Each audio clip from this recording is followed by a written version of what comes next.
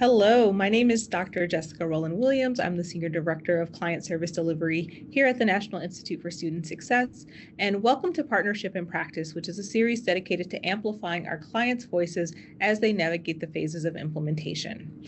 Our goal is to foster an online community where ideas are shared, supported, and celebrated.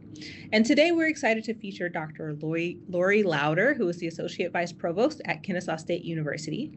And Kennesaw State has been doing some incredible things, recently having success with expanding its supplemental instruction. They've piloted peer mentoring, and they've also launched block scheduling, which has been extremely successful, which we'll talk about today, amongst several other things that I know Lori will share with us.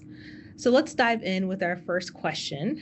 Kennesaw State has found a lot of success in its pilot year of implementing block scheduling for incoming freshmen. Can you tell us about some of the pieces that led to the initial success of that program? Sure, happy to talk about it. And, we're excited to see what comes of it. Preliminary results are encouraging, but obviously we want to look forward to what happens in terms of our first year retention rate and 4-year graduation rate. But some of the promising results that we've seen have to do around getting students to sign up for 15 or more credit hours in their first semester. And so with block scheduling, what was important was that we have buy-in across the campus, because it was an initiative that needed to get buy-in from faculty, from administrators, just all across the board. We needed to coordinate with the registrar's office, with curriculum. So advising was a very important piece of that. And so that was one of the things. It was getting early buy-in, and then going from there to coordinate with a lot of people. And then, we had to work closely with the registrar's office to think through how we were going to implement what we wanted to do. I think we're a little different in our model for block scheduling, because we actually have students register for 2 sets of blocks. We'll have them register for a block that pertains to colleges within their major, which is typically 3 or 4 classes.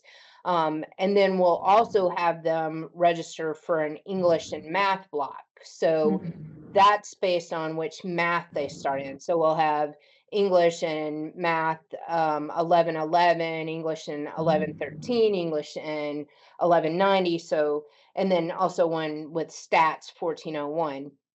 And so talking through about what was that going to look like was an important part of the process. We also had to, coordinate across colleges. So a college would come to us and say, we want to include these classes in our block. This is based on our program maps. This is what we recommend that students take in their first semester. And so once we collected that list, then we had to go back to the colleges who actually offered those courses and figure out if they could accommodate all of the requests coming in from various majors across campus. Sure. And that didn't always work. And so what we'd have to do is go back to the college and say, hey, we can't give you this gen ed class, for example, but we can give you this other one. And so that part of the process, sort of a back and forth process, I think was very important and served us well. Just having open lines of communication and flexibility worked really well. And then advising was a huge player in this, because they needed to help understand, what this is going to look like at orientation. What does it mean? How is it going to work? For students where block scheduling might not be appropriate based on incoming credits or schedule constraints. We needed to work through the process of how to work with those students. And so advisors and advising directors and our executive director for student advising and retention, Hannah Socks, was very crucial in this process. Mm. Wow, you gave us a lot of really valuable advice there. You talked about, building that early buy-in, which I think you're right is so critical, and then building those cross-unit collaborations and really fostering that collaboration, and then the ongoing communication, because like you said, this is not just kind of a one and done. It's a continuous process, right? And then also just kind of how to overcome some of those hurdles that come up. And you spoke specifically about advising. Of course, we know. That whenever we're launching any type of project, things don't always go as planned, or they don't go as smoothly as we would hope. And you already hinted at some tensions and things that arose as you launched this program. But what are some of the other challenges that Kennesaw faced when setting up block schedulings for the first year? Sure. Well, I did allude to a couple of them. Mm-hmm. One particular was in the way we structured blocks. There were technical things that we had to overcome about building our blocks, because in the system in Banner where we use, you really can only build one block. And then for our second block, we had to use a different model of creating like a learning community where we co-rec two classes together. So just understanding the technical side of things was really important. Understanding, when you're building blocks, you have to have reserve seats, and you have to have seats that are available for everyone to take.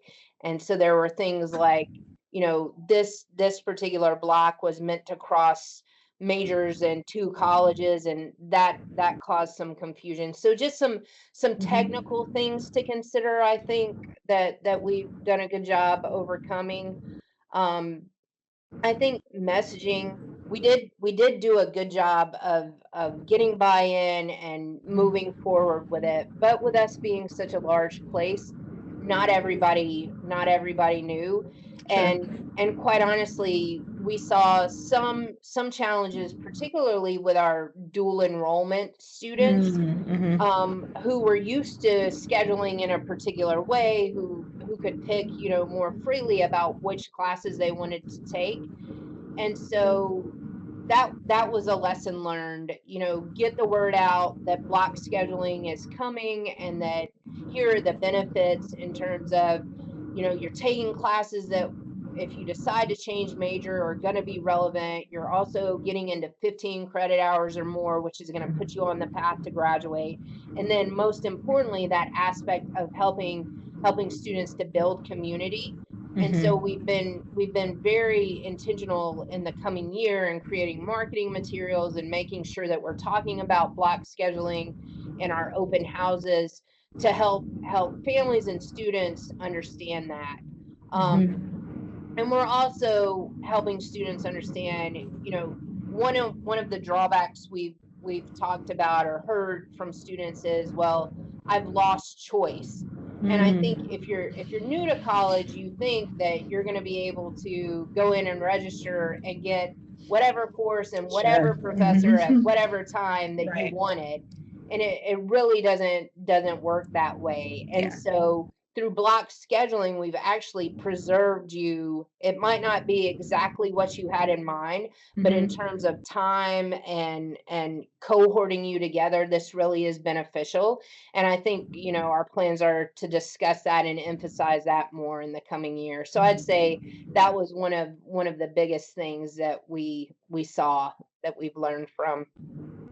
And I love how you're talking to us about how you had to kind of get that buy-in both on the university side across administrators and faculty in the different departments, but then on the student side, convincing and making the case to students that this is actually better for you, and explaining it to students, explaining it to parents. And I think you're right. Like, you have to do both, and both can bring their own challenges. So thank you for kind of telling us some of the things that you did that helped with that. Of course, we know that the successes at Kennesaw and the innovation that's happening at Kennesaw, didn't stop with block scheduling. And there's a lot of really exciting things happening right now. So what are some of the other wins that you want to share that you feel Kennesaw has accomplished in the last 2 years, specifically with regard to the student success measures? And I should also mention that Kennesaw State has been a longtime partner of the NIST and has worked through the diagnostic and playbook process with the National Institute for Student Success, and is also also currently being supported in implementation and has been for the last 2 years. Sure. Yeah. And so we really appreciate that partnership. I think it's benefited us, and it's been, block scheduling was great and is one aspect, but it's a team sport, and we've done a Sure. lot of different things that have led to some good outcomes. I mentioned the 15 plus credit hours.